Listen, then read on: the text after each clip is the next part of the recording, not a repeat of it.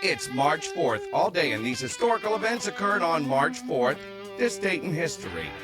In 1628, England's King Charles I grants a royal charter to Massachusetts Bay Colony. Speaking of King Charles's, in 1681, English Quaker William Penn receives a charter from Charles II, making him sole proprietor of a colonial American territory called Pennsylvania. In 1776, in the American War of Independence, Americans captured Dorchester Heights, dominating the port of Boston, Massachusetts. Nice win. But don't ask about New York. 1789, the first U.S. Congress meets and declares that the Constitution is now in effect. Also on that exact date, Vermont is admitted as the 14th state, the first addition to the 13 colonies. All these presidents you can see, and the ones that are behind me, they were all inaugurated on this date in history.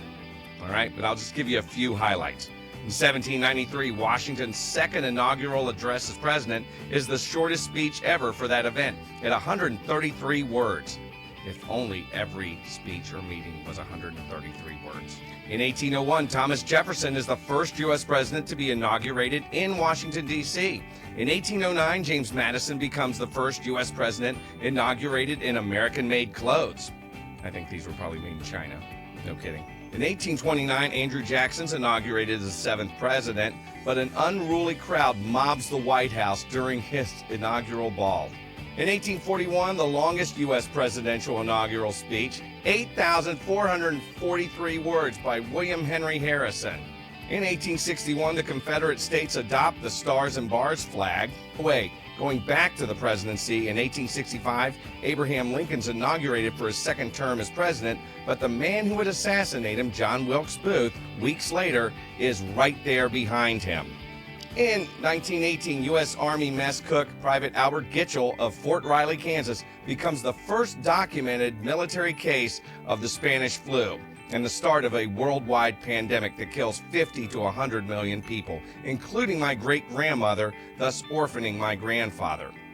Oh, in 1924, Happy Birthday to You is published by Clayton Sonny. Did you know every time you sing that, you're supposed to pay their family the rights to that? I don't know if that's expired yet, though.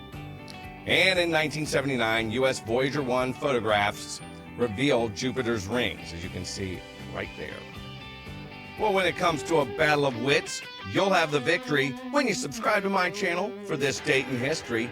Like, share, subscribe, all that stuff. Plus, check out the comments for even more March 4th history. Or don't. Or just look at my dog. Well, Cody, right? Is that him right there? And that's Tucker, right in the other box. Or, for real life, right there.